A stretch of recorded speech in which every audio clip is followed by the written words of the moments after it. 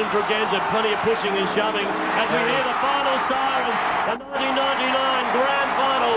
The Magpies, they've won it by 8 points. To me, that was one of our greatest premierships because, as I said, the focus wasn't on us. Everything was against us, from facilities through to, our resources were probably the lowest in the SANFL.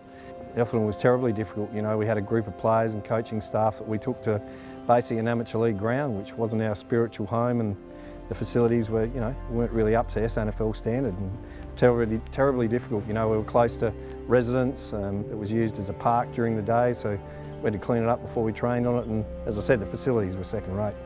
And so not to be able to train at Alberton, as we had done for the last 15 years of our lives, was a bit strange. First recollection when I joined the Magpies, which would have been February 01, was there was actually a function on the Friday night in my first week down in the old change rooms under the Williams stand, where the club was actually celebrating the fact that they'd just gained approval for the Magpies to be able to come back and train at Alberton one night a week. And at the time I didn't really understand the significance of that, and obviously learned more about it later. But when you think about that, was the starting point, that from 97 to 01, the Magpies weren't even training at Alberton. So in 2002, the club model that was set up for the Magpies in the SANFL didn't actually have an income stream. Now, the future of that is not going to be strong, is it? Yet you had your membership, which was dwindling. How do you then produce enough money to be the best in the competition? And it was a really, really tough time financially. I know there's a story where we couldn't afford to buy footballs for training, and it was down to that sort of stuff. So the guys thought about it, and I think Matthew Richardson was actually the marketing guy at the time. They said, what we'll try and do is get a deduction of $2 a week out of people's pay packet and or credit card, and see how we go. So you're sort of asking for $100 a year. I think we raised $75,000 in the first year, which was just phenomenal. It just showed the passion and the, what would you say, the emotional equity that was in that Guernsey. At that time, again, it was pretty brave and pretty bold, but the club, an opportunity came up at the Prince of Wales, and that worked really well for us for a couple of years, and that was probably the impetus for 06, 07 on field. We probably disappointing. We made the finals, but off field, the business model was, you could see, was really struggling. It got to a bit of a crisis point, so I went and saw the CEO. It was Matthew Richardson at the time, and I said, hey, I can't get any new footies, what's going on? He said, yeah. Unfortunately, we haven't paid our bill, and we're talking for a long time. Unthinkable once, now a grim reality. Football commentator Bruce McAvaney says they've become a casualty of a game that's driven by the bottom line. It's impossible to sustain two clubs, I think, at that level, and that's what we've just found out, I think, the hard way. We're seeing the demise of football's most iconic club. I remember, most weeks thinking, having a mindset, well, how are we going to bring in the money we need in order to pay our wages and pay our players each week? And so it was an enormously challenging period. It was probably mid-2009 where we started doing some work on modelling what it would look like actually putting the club back together, and what that would do for the Magpies and the SANFL, and part of that meant that because of the ownership structure, we needed to go around and present the business model to all the SANFL clubs. The Power has spent weeks lobbying for its proposed off-field merger with the cash-strapped Magpies, but Nine News understands it doesn't have a majority support among local league clubs. Defeat at the board table tonight would almost certainly condemn the Magpies, with the club forced to sell off its only asset, the Prince of Wales Hotel, to pay off its debts. So all those presentations led into a vote where the SANFL directors had to vote, and that was, I still remember that really vividly. February 2010, I think it was. There were, all the players came down. We had people's families there, and really, in that time, I think the financial plight of the Magpies had become, it was well publicised, and it was almost as if the vote didn't get up, then that was going to be the end of the Magpies. It feels like the day footy died. Every fanatical fan or foe, there's nothing in between, must be wondering if we've gone completely mad. Who will we barrack for or live to beat, with the Port Adelaide Magpies staring oblivion in the face? The 8 league directors, excluding Port Adelaide, voted against the motion to remove the restrictions. Despite today's devastating announcement, Magpies supporters are already getting behind their club.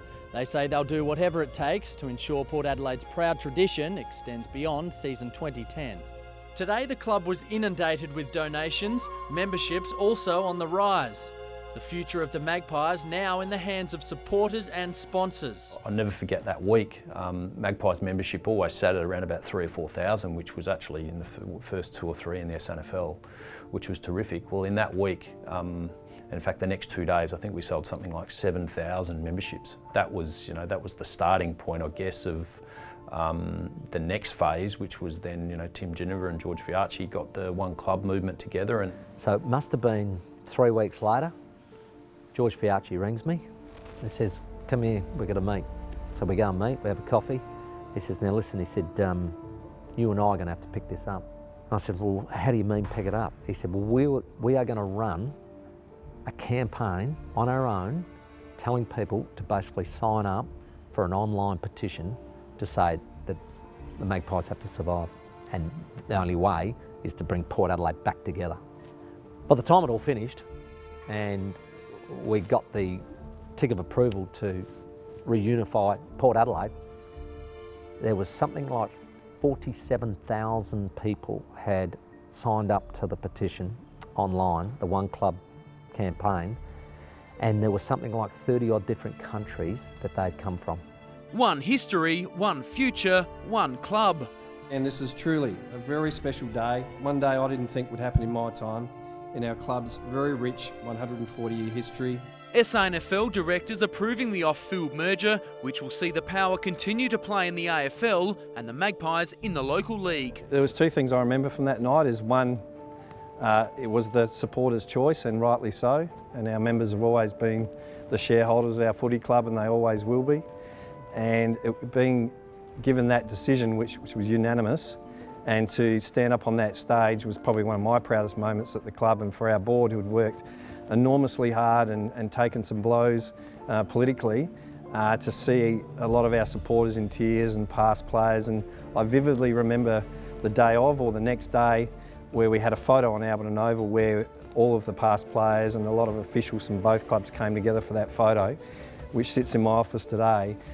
It was just a very, very proud moment, knowing that no one could ever then start the argument again, which club was Port Adelaide. It was one club with 2 teams. Port Adelaide has defended Aaron Young's switch of SANFL clubs amid claims the Power is creating a reserve side by stealth. As Ian Shuttleworth reports, even league officials are concerned by the number of players joining the Magpies. So we spent the entire 2013 fighting to the battle, which was really commenced back in 2009, 2010 by George Fiarchi and Tim Ginniver and Matty Richardson under the One Club banner, where we tried to bring the club back together. And that was being fought largely at a financial level. We thought the most important thing that we could do at this stage in 2013 was to actually bring the football program together, because we had this bizarre situation where the AFL players, if they weren't playing in the AFL, then had to go and spread out amongst all of the SANFL clubs. And so we set about trying to bring those 2 football programs together, and we met enormous resistance. Well, a war's brewing in local football, with long-time fans saying they'll vote with their feet if the Crows and Power are allowed to field reserve sides in the SANFL. Now, the idea that we could walk away from 145 years of history and rivalry in the SANFL with the prison bar Guernsey, where you would deny Norwood and Sturt and Glenelg and all these other clubs the opportunity to keep playing against the Magpie, was unbelievable, and yet that conversation was being actively had. Well, Norwood has declared its hand to its members on the reserves debate. The Red League say the Crows and Power reserves teams would ruin the SANFL's league competition if they were allowed to join.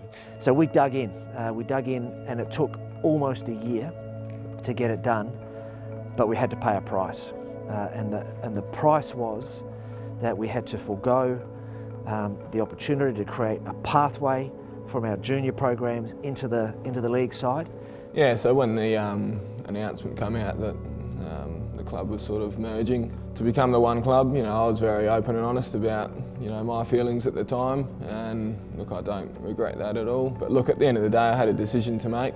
I could either leave and go and play for another club that I didn't love, or I could stay and play for the club that I've always loved and my parents love, my whole family love. So at the end of the day, it was a no-brainer for me. I'm still wearing the prison bars every week.